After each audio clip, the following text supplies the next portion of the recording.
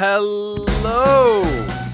Welcome to Slate Money, your guide to the business and finance news of the week. I'm Felix Salmon of Axios with Elizabeth Spiers of Slate and The Times and such places. Hello.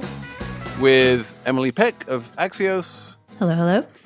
We are going to talk about shopping. Since it's the shopping season, we're going to talk about online versus physical shopping. We're going to talk about self-checkout. We're going to talk about shrinkage and theft and organized retail crime. We are going to talk about airline mergers and specifically the airline merger of Alaska with Hawaiian. We are going to talk about podcasting and whether the podcasting bubble has burst. We have a Slate Plus segment on meetings that should have been emails. It's all coming up on Slate Money. When someone accidentally threw away the school play costumes.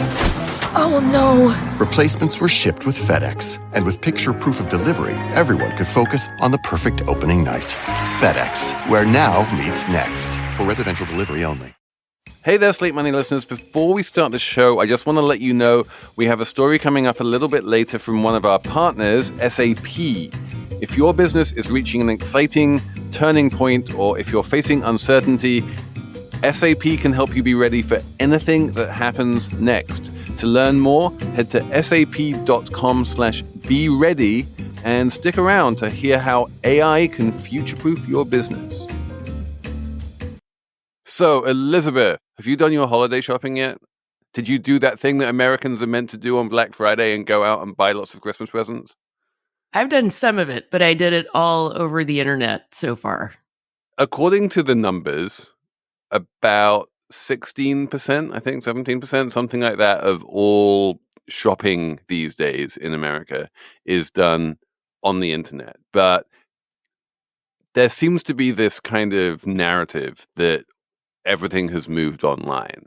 So, Emily, do you understand this? I feel like there's a disconnect here, that like all of the buzz and the discourse is surrounding e-commerce, even though good old-fashioned bricks and mortar commerce still, and for the foreseeable future, is going to represent the overwhelming majority of retail.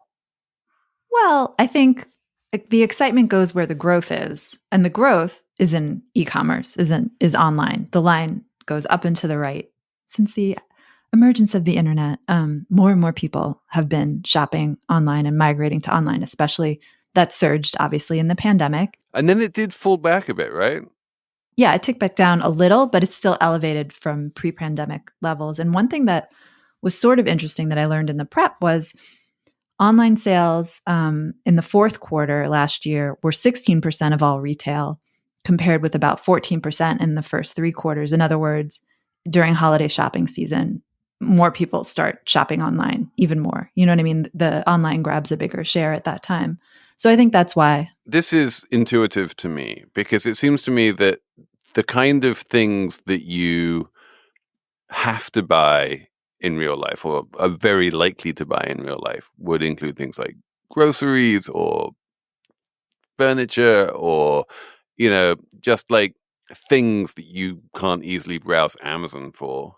Whereas presents are generally a little bit more fungible in that sense. Like anything you buy as a holiday present is likely to be available online. So if the percentage of gifty type things goes up in the fourth quarter, which of course it does, then you would expect the overall proportion of e-commerce to go up as well, because gifty type things are more likely to be sold online.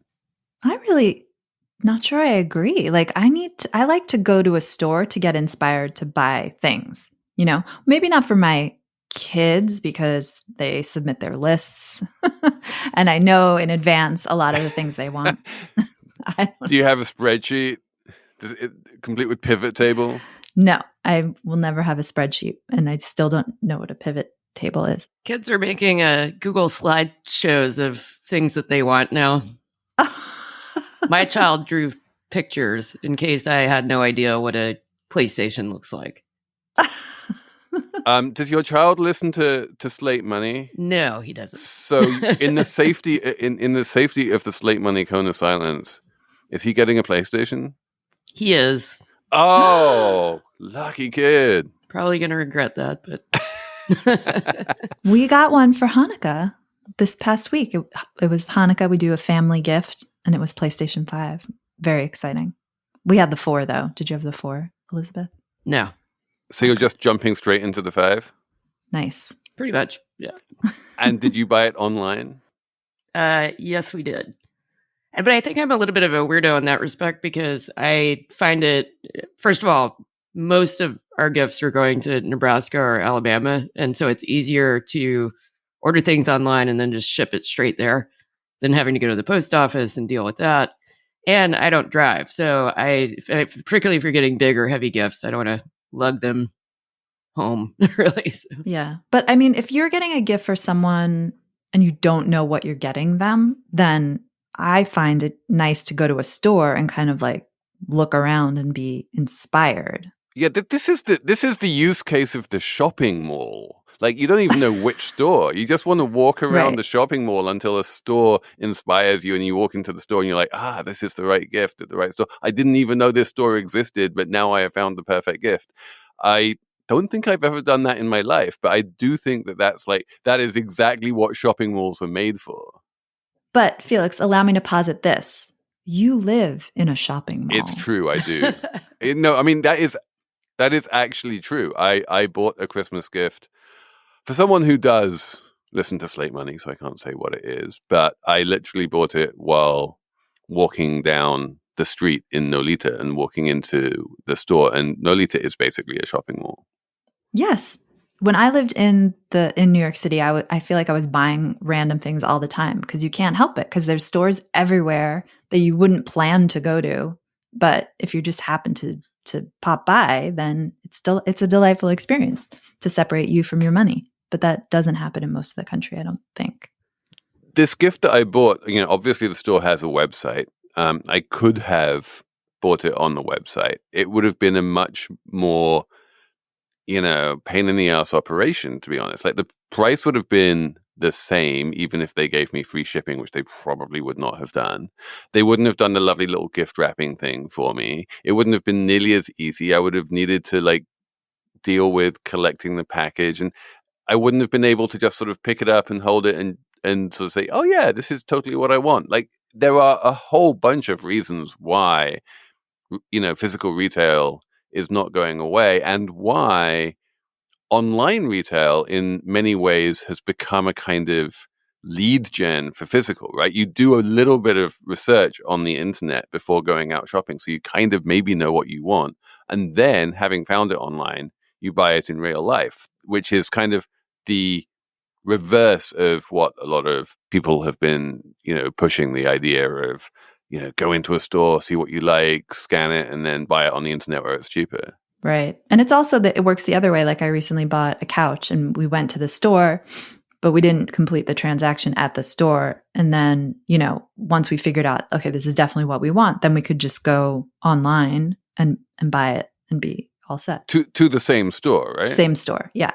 This is the omni-channel utopia that all retailers are dreaming of, which is... That's the dream. The dream is that, how back in the day people would be like, do you go online? How many hours a day do you go online? And there was this idea that there was like a world that we all live in that is not online. And then you would do this thing which involves going online, and then you would be on the internet, and then you would go off the internet and reemerge into the real world.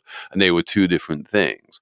And then like e-commerce and real world commerce were like, well, you can either buy it on the internet or you can buy it in the real world. Now I think what we've, the omni-channel utopia is the idea of a store is just a store. A brand is a brand. And you kind of move seamlessly back and forth between the online experience and the physical experience. And it doesn't really matter where you click the buy button or where you swipe your credit card or whatever, because it's one brand and you just do it in the way that's most convenient for you and might well involve, and probably will involve, both the store and the website at some point. About half of online retail sales are from real world brick and mortar stores. So like about half is online only stores and the other half is stores that actually exist in the world. So in that sense, this statistic of 17% of retail is online is a distinction that is becoming decreasingly important. Like for Ooh. the 83% of retail that is not online, you might be buying it in the real world, but there is still increasingly there is still some kind of an online component to that sale. Wait, Felix, Elizabeth, I was promised a conversation about self-checkout as part of this shopping talk. So self-checkout is wonderful and I love it. You're wrong. But I know, Emily, that you and Amanda Mull are taking the other side of this debate. Yes, Felix, you are wrong. That's fun to say. I'll say it again. Felix, you are wrong. Self-checkout is bad. I don't like it. And a lot of people are on my side. Even big companies like Walmart, Costco, Five Below, they're all pulling back. Not all the way on self-checkout, but a little bit of the way because the machines are clunky. They don't always work. There are a lot of times when you can't use them, like if you're buying alcohol or like cold medicine or whatever, someone has to come over and help you. People aren't good at scanning fruits and vegetables. I read one piece that was like, people don't know what the different apples are, which I understand. It can be hard to distinguish different apples from one another. And, I also don't like having to do work. Like I want someone else to do the labor of the checkout. I don't want to do the store's labor for the same price. I think we actually agree more than you might think. I am a great believer in the power of choice, and I am 100% opposed to compulsory self-checkout. I don't think that stores should force people to self-checkout. And when I go to Target or Wegmans and self-checkout, there is always an option to have like a human being check you out instead, if that is something you prefer. And so let's be happy and keep everyone happy, which is exactly what almost everyone with self-checkout is doing now, which is give people the choice. If they want to self-checkout, they can. If they don't want to, they don't have to. I think this, everyone can get behind this, no? Yeah, I'm fine with if you have both options. I use self-checkout when I have one or two items and I know I can just zip in there and not stand in line. Right. It's the worst self-checkout experience is when you have a lot of stuff like groceries. Like there's no way I'm grocery shopping, self-checkout, because that's like you have to scan and bag and it's just there's not enough room even to bag really. I feel like I need help. Like I don't want to do this work. For groceries, the ideal self-checkout experience, which does exist but isn't hugely common, is where you do it at the point of putting it in your cart rather than at the checkout. So you're scanning everything with a scanner which is on the cart, and then you just wheel your cart out to the car which is waiting in the parking lot, and then there is no like station at which you have to check out because the station has just been walking around the supermarket. But don't you have to put the stuff in bags? No. I mean, if you bring your own bags, you can put the stuff in bags. Oh, no, I don't like that because I'm one of the, 40% of people. I just made that data point up that don't remember to bring the bags. Just remember to bring your bags. You should do that anyway. No, I'll never remember. No, only sometimes. You're a terrible person, Emily. I'm so terrible. One statistic that is not made up is that if people check out, there is, you can call it what you like. Let's just call it shrinkage to be polite, of about 4%. The people who like checking out, scanning, checking out, self-checkouts, all of that kind of thing. People do sometimes scan things twice by mistake and ending up paying more than they should. But more often they end up thinking they've scanned something when they haven't and winding up paying less than they should. And overwhelmingly, this is not deliberate theft. Overwhelmingly, this is genuinely inadvertent. Just I was checking myself out and I didn't realize I hadn't scanned this thing. And that level of shrinkage, theft, not things just not getting scanned works out to about 4%, which is, it's clearly a number that all of the stores with self-checkout are happy with. It's not something you can really reduce. And they're like, that is a perfectly reasonable price to pay for, given that we can speed the checkout process, have shorter wait times, and not have to pay as many cashiers. Really? That seems surprising to me that you're saying retailers don't care about elevated shrinkage levels. I'm sorry for saying that. I mean, they do care, but I'm just saying, like, it's a trade-off, and they're willing to make that trade-off. Right. But they're out there complaining most of the time about theft, retail theft, shrinkage. So that's not something they're advertising, obviously. Elizabeth, what is the news hook from the National Retail Federation? It turns out shrinkage or shoplifting by organized gangs, which was a big thing last year, is not as prevalent as the National Federation of Retail had previously reported, and they realized that they had a data point wrong. This is the data point heard around the world that like half of all retail theft was by ORC, organized retail crime, which is a terrifying thing, which brings up visions of like the mafia. That's organized crime, right? So where we all first heard about organized crime was in the context of the mafia. We're like, oh my God, has the mafia got into like stealing deodorant now from Target? It's a weird thing. It's definitely a post-pandemic phenomenon. And when I'm saying the phenomenon, what I mean is people talking about and writing about organized retail crime in those exact words. I never really heard those words pre-pandemic. And then, there was a bunch of high-profile looting incidents following the Black Lives Matter marches in 2021, or 2020 rather. Then people started asking, like, were these actually premeditated? Were they organized? Are there whole networks of ways in which people wind up turning around and selling these things on the internet in a way they were never able to sell things before? And this whole concept of organized retail crime emerged and was then blamed by various bits of the media and by various bits of the retail, sector for a bunch of shrinkage and loss and theft. And it became this big controversy, and there was two big sides to the fight. On one side was saying like organized retail crime is a big problem and it's destroying the retail sector and probably destroying the morals of the youth and all of this kind of stuff. And then the other side was saying there's no evidence it really exists and what the hell are you talking about? And I don't think this debate is remotely settled, but it is interesting that the big high-profile data point from the National Retail Federation has now had to be retracted, and we now have to just retreat into a fog of utter ignorance, and no one has a clue whether this thing really exists or not. Well, I wonder if part of it is just that the optics are more convenient for retailers, because if you frame it as organized crime, that sounds like a more difficult thing to prevent. So when you see these drastic measures like putting everything behind locks, maybe it makes that policy seem a little more sympathetic, because if you just say, we have a shoplifting problem, then, if you say shoplifter, I think one-hit writer. I don't think a insidious band of roving retail thieves, Yeah, Winona was never organized. If there had been 5 of her, sure. But. Exactly. I think we should have an ad break right now, but when we come back, we're going to talk about airlines.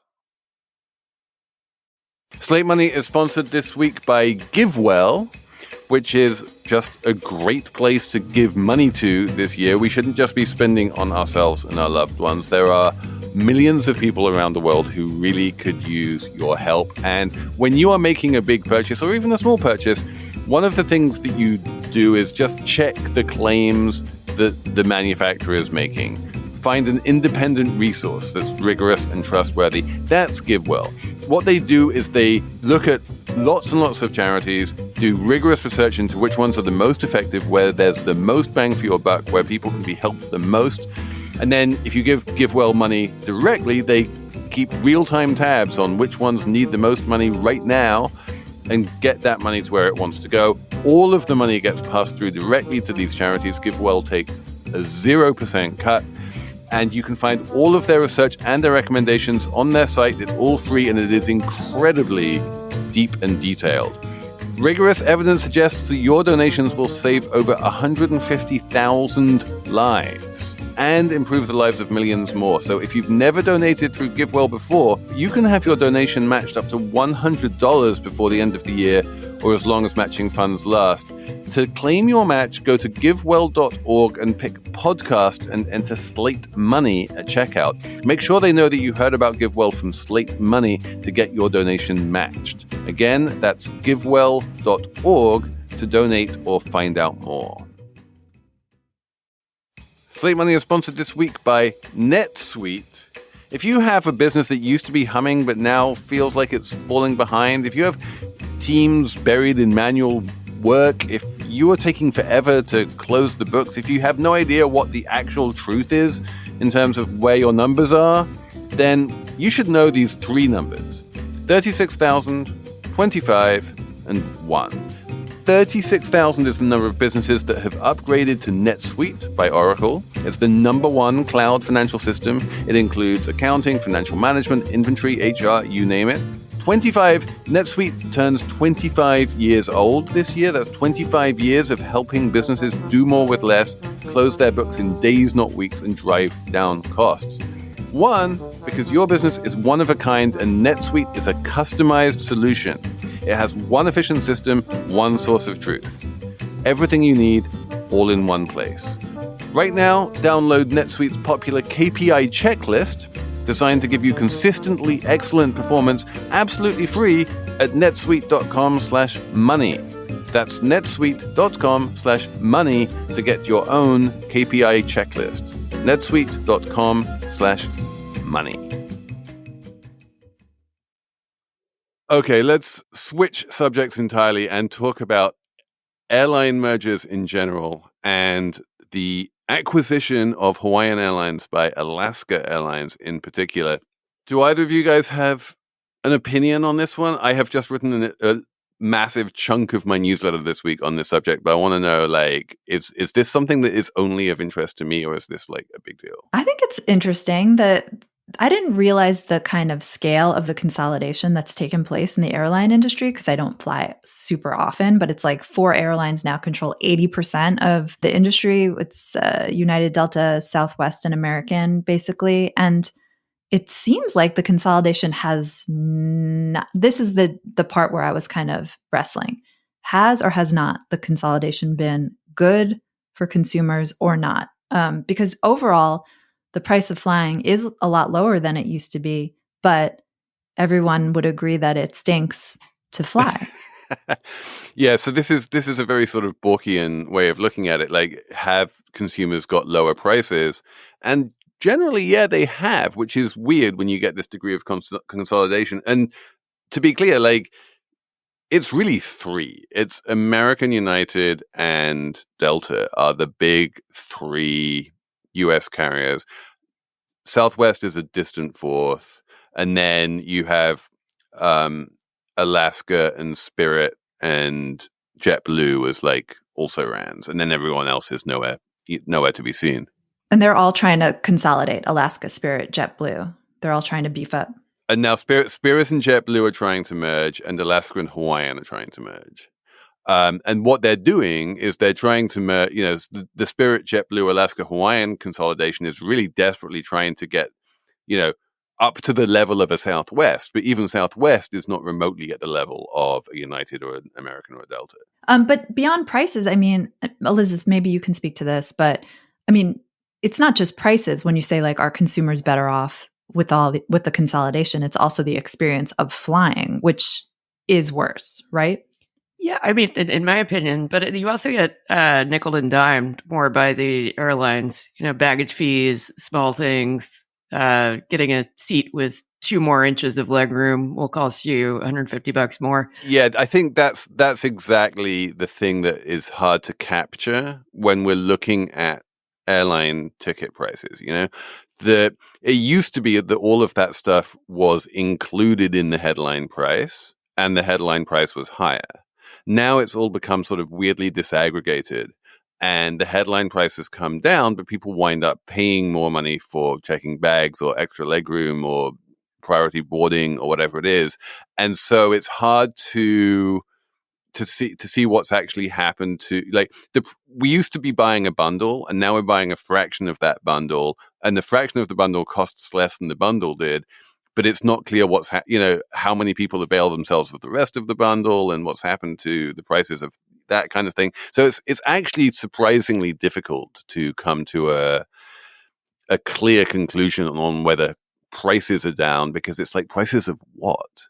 Right. It's like prices are down if you're willing to sit in the row next to the bathroom with your knees in your mouth. Then, like, yeah, it's a great deal for you. Yeah, there's this new product that a lot of the airlines have now, which is called Basic Economy, which is kind of what Southwest has always been providing all along, which is just a really, really basic service of getting you from A to B and really almost nothing else. And it's something that has been extremely popular in the UK, in Europe for many, many years. There's a whole many networks of discount airlines in the UK, the Ryanairs and EasyJets and all of those. And ultimately, the main thing that you are buying when you are buying an airline ticket is just the thing that will get you from A to B. And whether you are in first class or whether you are stuck in the back by the toilets, like, you're going to get there in the same time on the same plane. But yeah, it's what we are seeing is that the big airlines are more and more willing to provide relatively bad service at much lower prices than they were ever able to charge before. And then, as Elizabeth says, like, then upsell you a whole bunch of products on top of that. So has consolidation been good or has consolidation been bad? Which is it?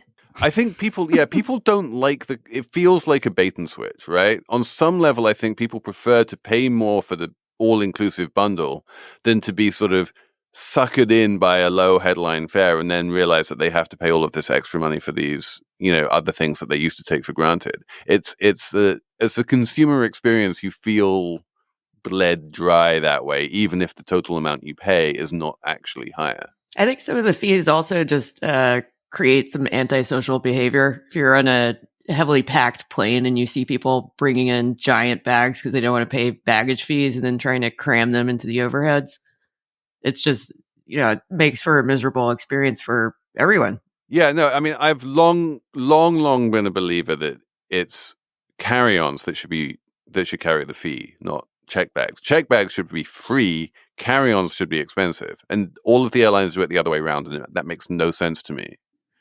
That's really smart. Wait, but there's other aspects to flying. Has consolidation made flying more efficient? Has it made it safer?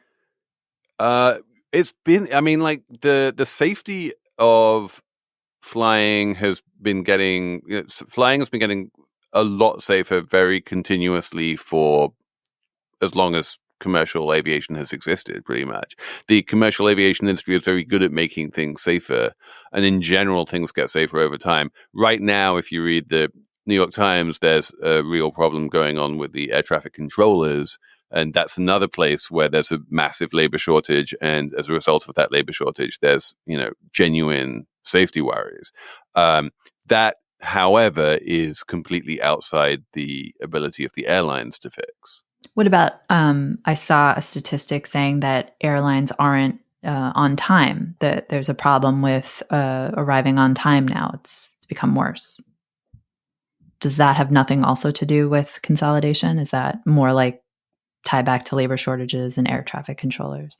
Yeah, I think that's labor shortages as well. Often on the pilot front, like if a pilot gets sick, it's hard to find a replacement pilot because there just aren't that many pilots around anymore. A lot of them have retired. A lot of them, also climate change. Also the fact that a lot of it is ultimately going to be a problem at the airports. And again, the airlines don't really control the airports. The brands we mostly interact with when we fly at the airlines, but there's a huge amount of civil aviation infrastructure involving, airports and air traffic controllers and all of this kind of stuff that is not really under the purview of the airlines, and it is very important to answering all of these questions.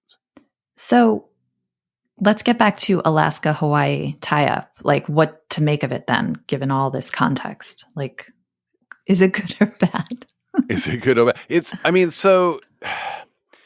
one of the interesting things about this, like in contrast to all of the other airline mergers that we have had, Continental United or even Alaska, Virgin America, or any of these mergers, like they have promised they're going to keep both brands. They're going to keep the brands separate. And this is smart because Hawaiian is an incredibly strong brand that is quite beloved on the island of Hawaii. And if anything, it would kind of make sense to just rebrand the whole thing as Hawaiian, except for, if you're flying from New York to Alaska, doing that on Hawaiian Airlines doesn't make any sense at all. So they're going to keep both brands, and they're going to keep a lot of the Hawaiian infrastructure, partly to try and mollify potential opposition on the island of Hawaii from the regulators there and the politicians there, to try and get the support of Hawaiian politicians for the merger. Because, like the Biden administration just really doesn't like any kind of mergers. And its general rule is, if you're merging, you're reducing competition, and that's anti-competitive, and we don't want to let you do that. They have already said they want to block the Spirit JetBlue deal. And if you look at the share price of Hawaiian Airlines, while it's up a lot from where it was because the bid is incredibly high compared to where it was, it's also way below where the bid is, right? The share price is like $13.70, something like that, and the bid is at 18. So the markets are basically saying, we really don't think this is likely. At best, we think there's like a 2 in 3 chance of this actually going through. So it depends on who wins in 2024 too. Perhaps, yeah. I think if we have a Republican government in 2024, it would be much more likely to approve it. It's not clear it will be massively anti-competitive in that they don't really compete with each other very much. There's not a lot of routes where Alaska and Hawaiian compete. But yeah, I think what Alaska really wants is to be able to get a really big route network, and especially Trans-Pacific. And I think this is one of the super interesting things, that Honolulu can and probably should be an important stopping point for people crossing the Pacific Ocean. And it kind of isn't at the moment. But if you want to fly from, I don't know, Boston to Tokyo, you need to stop somewhere. And it kind of makes sense to do that in Honolulu, and trying to build that into the Alaska network and making that a very easy and simple thing to do kind of makes sense. That's the kind of scale where big airlines with a big networks can provide those kind of services, and everyone appreciates it. Also, Alaska Airlines, just fun fact, serves 19 cities, many that are not connected by roads. Those like Alaskan places where no one can get out unless by plane. I was just reading someone talking about, like, where I live in Alaska, a bunch of grapes cost $40 because, it's so hard to get things there. Anyway, that's all. Fun fact. Yeah. I mean, Hawaiian is not dissimilar. They fly to a bunch of islands that, obviously you can't get to by road. But how much do the grapes cost? People are complaining about the price of macadamia nuts, I'm telling you. Once we come back after the ads, we're going to talk about ad-supported podcasts. This podcast is brought to you by Slate Studios and SAP. How do you know when to seize the moment for growth? When the opportunity arrives, you need to be ready. That means future-proofing your business with a technology partner, like SAP, and embracing AI with confidence. My name is Kavita Ganesan. I'm the author of The Business Case for AI, and I advise leaders and tech teams on how to go about their AI initiatives. AI is a special type of software automation which tries to solve complex problems, like it can ingest lots of data and then render one decision. Companies have barely scratched the surface with AI. If you take an industry like supply chain, their data is all over the place. You have data in procurement, you have data in sales, you have data in manufacturing. So you need a single platform to bring all of that data together and help analyze that data. Companies are slowly going to start integrating AI into their workflows. That will change the whole business landscape. So instead of doing all the low-level work, people will be the data creators for AI systems. Having AI in the loop will help businesses become more sustainable over the long term, survive different problems, shutdowns. So I'm excited about the prospects of that. Relevance, reliability, responsibility. Future-proof your business with SAP Business AI. Head to sap.com/be ready to learn more. This show is brought to you by Discover. You know, in today's world, it seems the best treatment is reserved only for a few. Well, Discover wants to change that by making everyone feel special. That's why with your Discover card, you have access to 24/7 live customer service, as well as $0 fraud liability, which means you're never held responsible for unauthorized purchases. Finally, no matter who you are or where you are in life, you'll feel special with Discover. Learn more at discover.com/credit card. Limitations apply. This episode is brought to you by Carnegie Mellon's Tepper School of Business. Want to advance your career or switch fields? An MBA from Carnegie Mellon's Tepper School of Business can help. Earn your degree from a top-ranked business school with a thought-provoking curriculum, one-on-one leadership coaching, support from experienced career counselors, and full-time, online hybrid, and accelerated MBA formats. Join the intelligent future. Visit cmu.edu/Tepper to learn more. The question I have been asked repeatedly over the past couple of months is the podcast bubble bursting? And I want to posit that there are two answers to this. The first answer is an unequivocal no. The number of podcasts is continuing to rise. The amount of hours that people listen to podcasts is going up to record highs. The amount of dollars spent on podcast advertising is rising to record highs. And the growth rates in all of these numbers are surprisingly high, like 40% a year, like big growth rates in the podcast system as a whole. So everything is growing. If there is a bubble, it's definitely not bursting, it's expanding. And podcasting is becoming more and more popular and people are listening to many more podcasts. So that's one answer, is hell no. The other answer is absolutely. If you look at valuations for podcast companies, and especially for podcast production companies, and especially demand for anyone who's producing like highly produced and well edited podcasts, that has gone from this incredibly greedy, like everyone wanted to get into it, everyone was spending hundreds of millions of dollars trying to get into it, to everyone's just trying to get out of it and people are losing their jobs left, right, and center, and podcasts are being canceled all over the shop.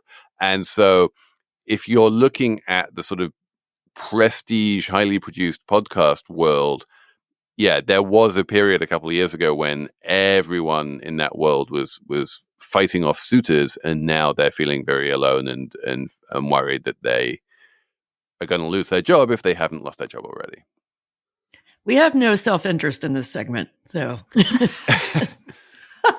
Well, we're on the safe side of the ledger. Yeah. Felix shared around an interesting Substack post from Adam Davidson, who was the founder of Planet Money, and then went on to co-found his own podcast production company, which I will admit to not even knowing existed, that didn't do very well. And it was, founded to make exactly the kind of podcasts that are now not doing very well, highly produced narrative podcasts. And that is not what Slate Money is. Yeah, this is not a scripted show. Right. We're a chat show, but we don't have celebrities. And what Adam talks about in his post is like the economics of producing, a very like a narrative kind of podcast, like Heavyweight, which was canceled this week by Spotify, versus doing like the Joe Rogan show or Smartless, where you have just like celebrities who are actually excited about being on a podcast, doing a podcast. Or Julia Louis-Dreyfus has had a successful podcast. These are the ones that everyone wants to make now, because these celebrities, you have to pay them, but you don't have to pay them very much if the podcast doesn't do well. And if it does do well, it does real well.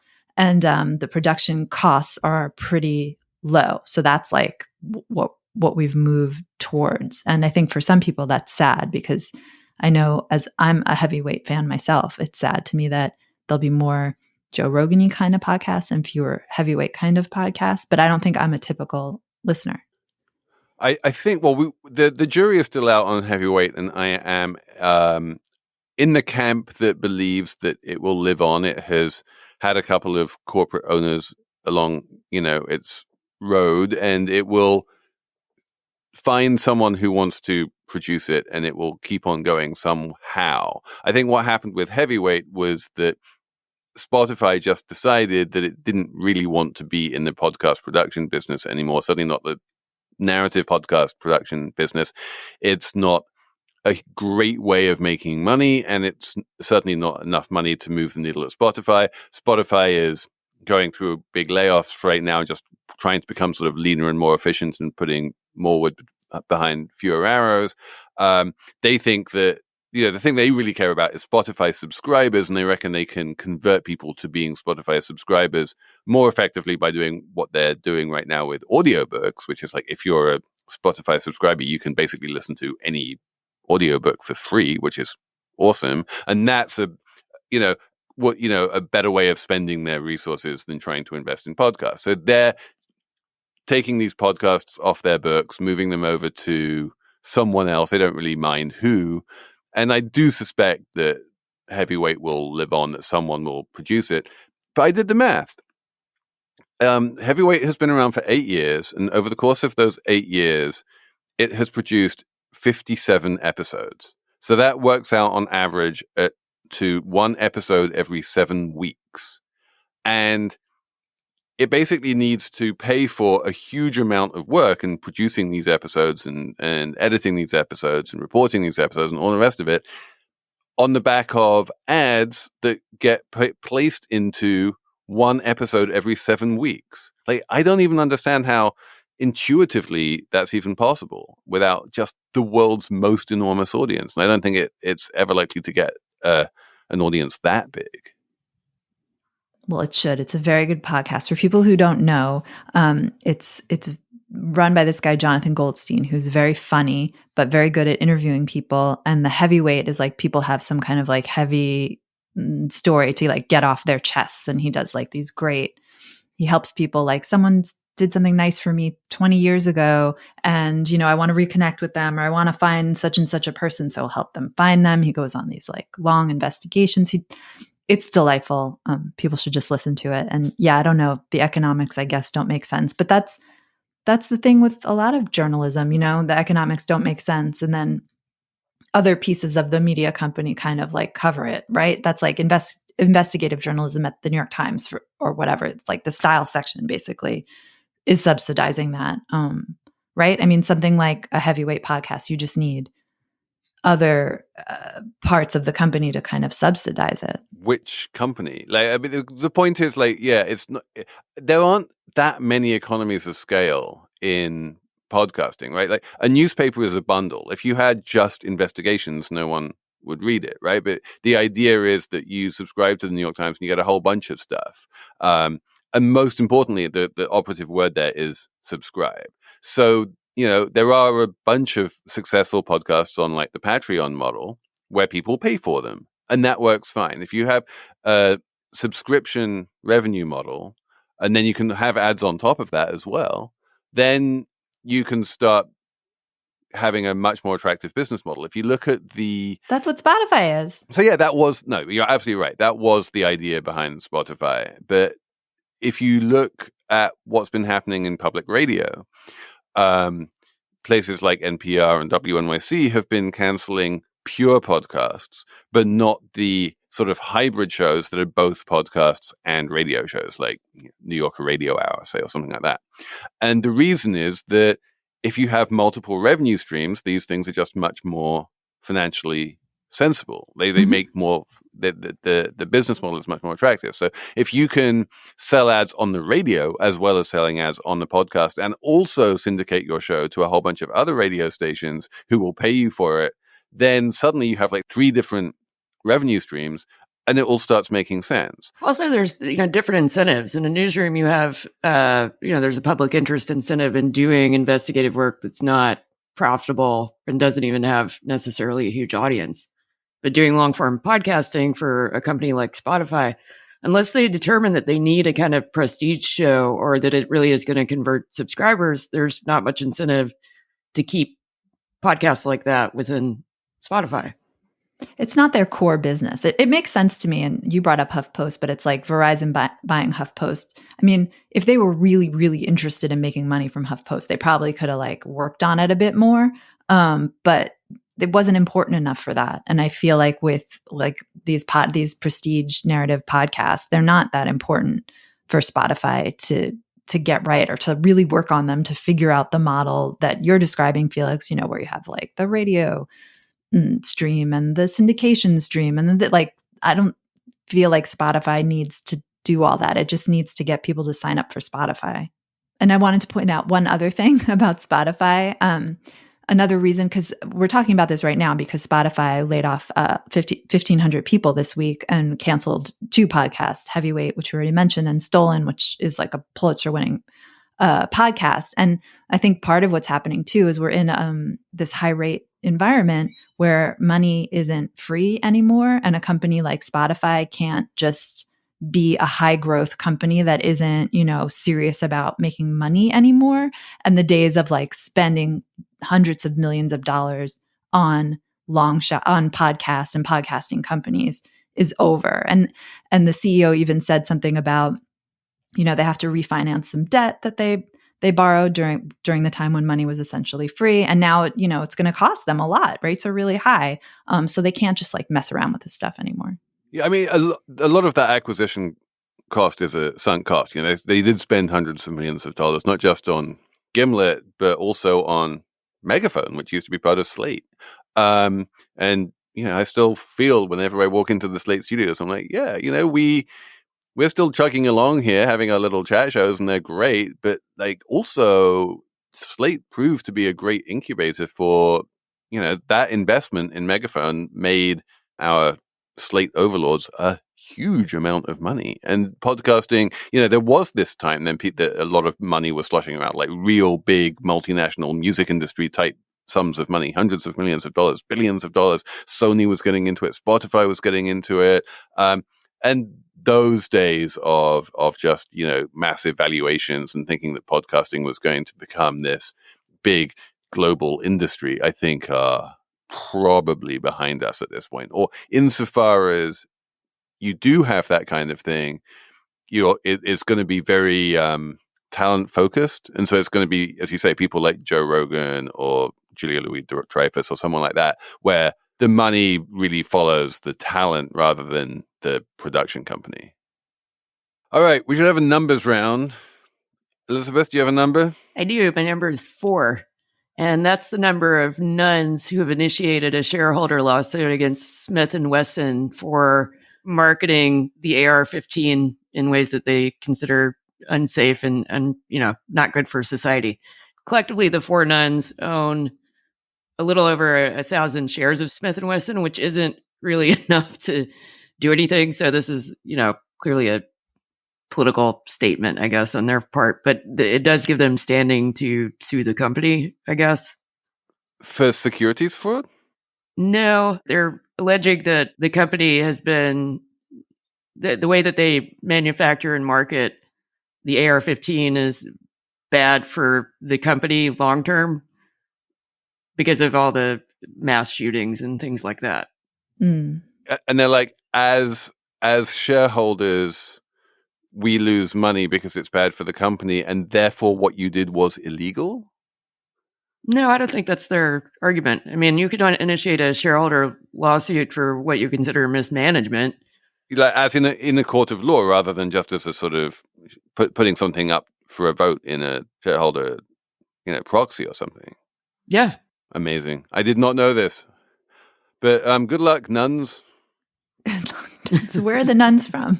They're from like 4 different states. Like they're 4, not 4 nuns that, hang out together. They have all joined together for this lawsuit.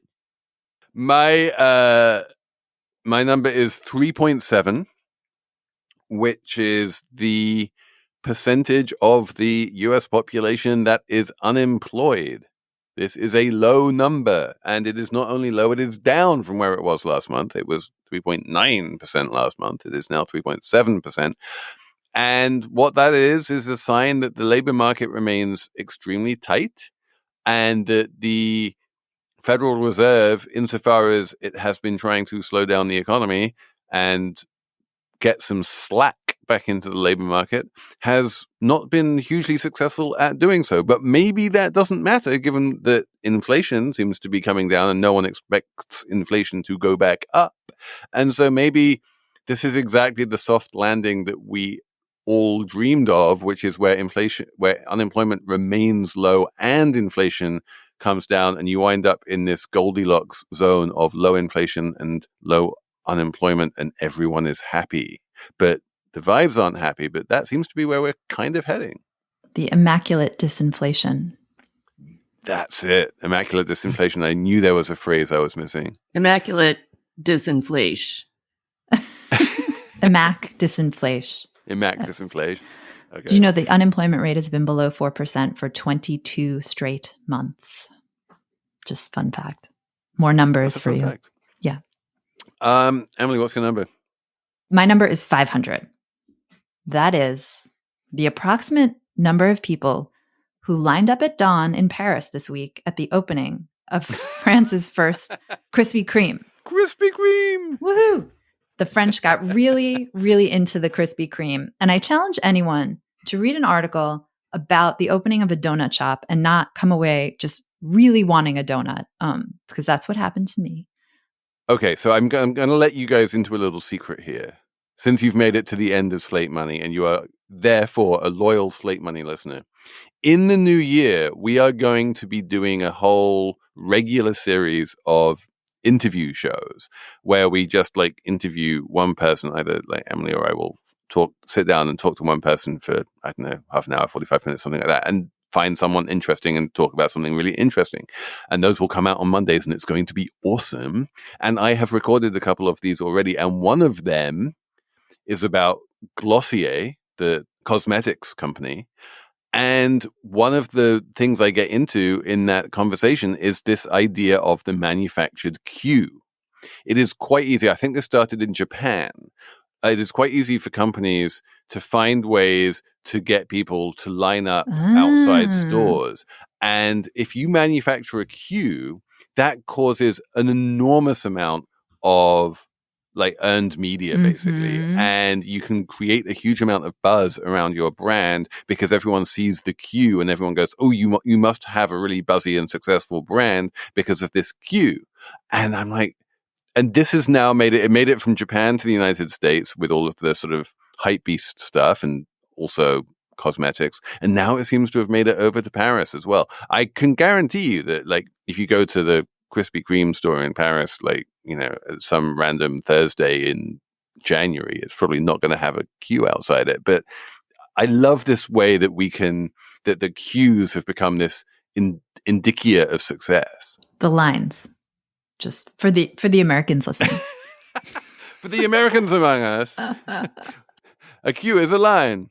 I guess in Paris, donuts aren't like, there aren't that many donut options. I mean, there's every other pastry you want forever, but I guess donuts are more of like a rare thing, apparently. Also, maybe it's just pastries that, you know, induce this kind of behavior. I'm thinking of the great cronut craze of New York. And I don't even remember what year that was, but then it was quickly followed by like 3 other hybrid pastries that caused lines out the door at every bakery in New York. All right. I would love to thank you all for listening to Slate Money, for writing to us on slatemoney@slate.com. I'd like to thank Jared Downing for producing. And we will be back on Monday with another episode of Slate Money Travel, where I get to talk to Pavia Rosati about hotels, and it's actually awesome. So listen to that. It's all coming up on Monday.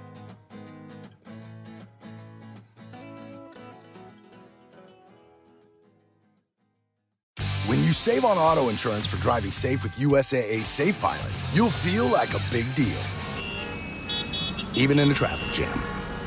Save up to 30% with USAA Safe Pilot. Restrictions apply. Hey everybody, it's Tim Heidecker. You know me, Tim and Eric, Bridesmaids, and Fantastic Four.